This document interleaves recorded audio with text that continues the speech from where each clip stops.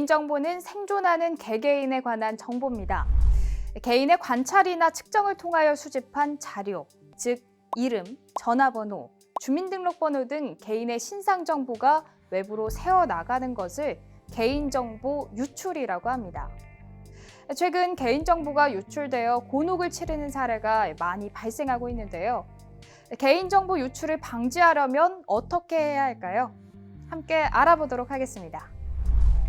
먼저 온라인 개인정보 보호를 위해서는 8자리 이상의 영어, 숫자, 특수문자 조합으로 비밀번호를 설정해야 합니다. 또한 비밀번호를 설정한 후에는 주기적으로 변경해야 하며 주민등록번호를 사용하기보다는 주민등록번호의 대체 수단인 IPN을 이용하는 것이 좋습니다. IP는 인터넷 개인 식별번호로 인터넷상에서 개인의 신분을 확인하는 데 쓰이며 주민등록번호가 노출될 위험이 적어서 많이 쓰이고 있죠. 그리고 SNS나 게시판에 개인정보를 절대 올리지 말아야 합니다. 다음으로 스마트폰 이용자들의 개인정보 보호 방법에 대해서도 생각해 보겠습니다. 개인정보 유출의 위험을 막기 위해서 미리 스마트폰 내에 백신 등 개인정보 보호를 위한 필수 앱을 설치해야 합니다. 또한 스마트폰 교체 혹은 폐기 시에 저장된 개인정보를 삭제해야 합니다. 마지막으로 보안 설정이 되지 않은 공용 와이파이를 사용할 경우에는 금융거래를 가급적 하지 않는 것을 당부드립니다.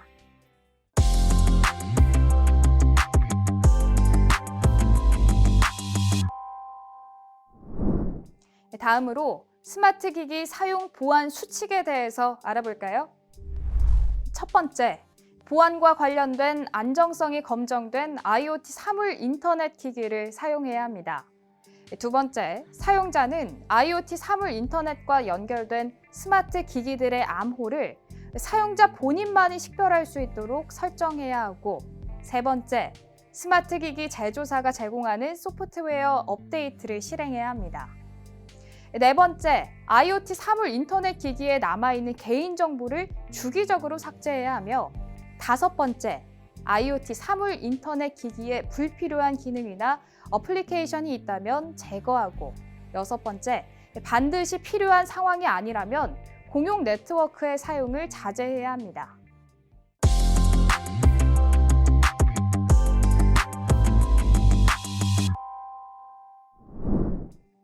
실수로 스마트폰, 이동전화를 분실하게 되면 매우 당황하게 될 것입니다.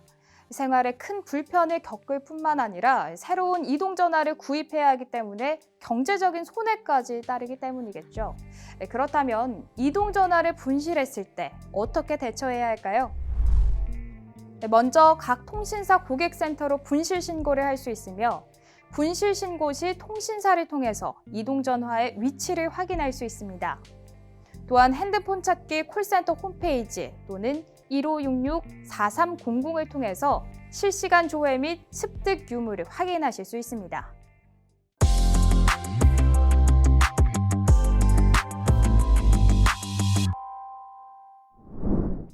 반대로 타인의 이동전화를 습득했을 경우에는 어떻게 대처하면 좋을까요?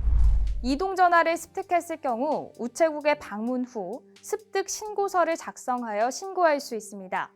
이때 단말기 종에 따라 최소 5,000원에서 최대 10,000원 상당의 문화상품권을 증정한다고 하니 참고하시면 좋겠죠? 다만 이동전화가 미작동하거나 본인 또는 가족의 소유폰을 신고할 경우에는 사은품 지급 대상에서 제외된다는 점 유의하시기 바랍니다.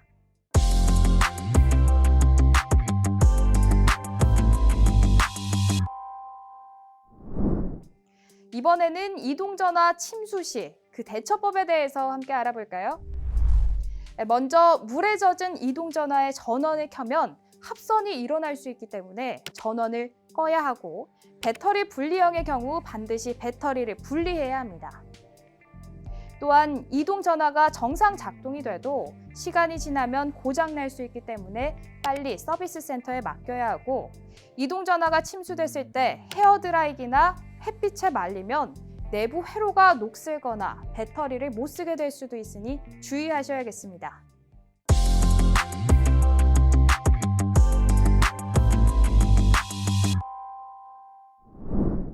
상품을 잘 팔리게 하기 위한 것이 아무리 광고라고는 하지만 간혹 상품이 가지고 있는 기능을 부풀리는 과장 광고 또는 해당되지 않는 자료나 정보를 사용하는 허위 광고는 바람직하지 않습니다. 따라서 소비자들은 과장 광고나 허위 광고를 비판적으로 볼 수 있는 시각을 기르는 것이 중요한데요. 만약 허위, 과장 광고에 당했다면 과연 어떻게 대처해야 할까요? 함께 살펴보죠. 허위 과장 광고에 피해를 입은 경우 이동전화 불공정 행위 신고센터에 유통점의 허위 과장 광고 행위 실증을 위한 증거 자료를 제출하여 신고하면 됩니다.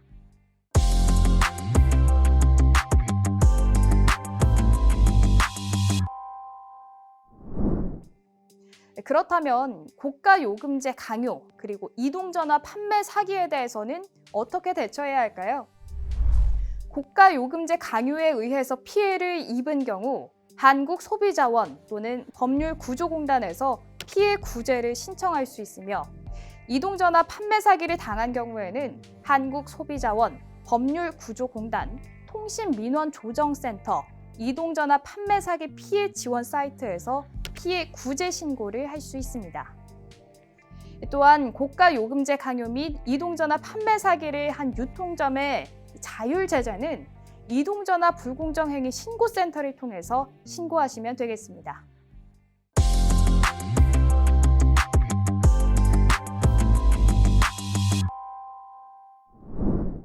휴대폰 한도 내에서 현금처럼 결제하여 사용이 가능하며 현금화까지 가능한 소액 결제. 이 소액 결제로 사기를 당하거나 피해를 입는 사례가 빈번해지고 있는데요. 이렇게 소액 결제로 피해를 입은 경우에는 어떻게 대처를 해야 할까요? 우선 경찰서에 방문해서 피해 내용을 신고해야 하는데요. 이때 신분증과 청구서의 소액 결제 내역 등의 피해 내역을 지참해야 합니다. 또한 경찰서 또는 정부24에서 사건, 사고, 사실 확인원을 발급받아 이통사에 제출하면 되는데요.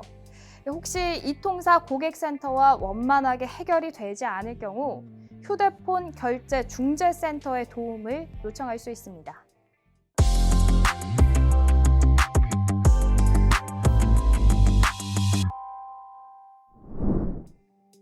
다음으로 보이스피싱, 스미싱, 파밍, 메신저 피싱의 대처법에 대해서 살펴보도록 할까요?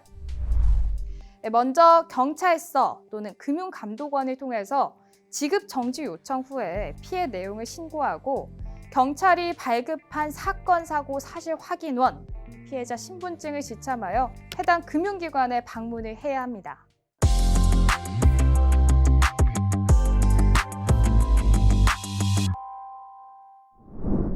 로맨스 스캠과 몬캠 피싱의 대처법에 대해서도 함께 알아보죠. 입금한 은행의 지급 정지 및 반환 가능 여부에 대해서 문의 후에 지급 정지를 요청하고 입금 내역이나 증거 자료를 갖춰서 경찰서에 신고해야 합니다.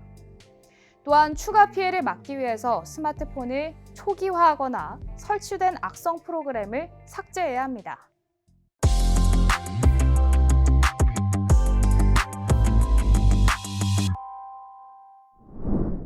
그렇다면 다음으로 통신 서비스에 대해서 궁금한 것이 생겼을 때 문의할 수 있는 민원기관에 대해서 함께 알아볼까요? 우선 명의 도용 방지 서비스는 이동전화, 유선전화, 초고속 인터넷, 무선 인터넷, 인터넷 전화 서비스 관련 명의 도용에 따른 선의의 피해자를 구제하기 위해서 설립된 자율심사 기구입니다. 엠세이퍼 홈페이지에 접속하거나 080-3472-119로 전화하여 이용하실 수 있습니다. 다음으로 통신 분쟁 조정 제도는 이용자와 사업자 간의 통신 분쟁을 신속하고 효율적으로 해결하기 위해서 시행된 것인데요. 통신 분쟁 조정 상담센터 142-2469로 전화하여 상담받을 수 있습니다. 또한 금융감독원은 금융사기 피해와 관련된 모든 사항을 상담하거나 처리하며 금융감독원 홈페이지로 접속을 하거나 국번 없이 1332로 전화하여 이용할 수 있습니다. 이 외에도 과학기술정보통신부 CS센터를 통해서 방송통신 서비스 가입 및 해지, 부당요금, 통화품질 등의 피해를 구제받을 수 있고, 통신 및 유료방송 미환급액 정보조회 서비스를 이용하여 유료방송 서비스 미환급액 정보조회 및 환급 신청을 할 수 있습니다. 또 통신 서비스 미환급액 정보조회 및 환급 신청을 하실 수 있습니다.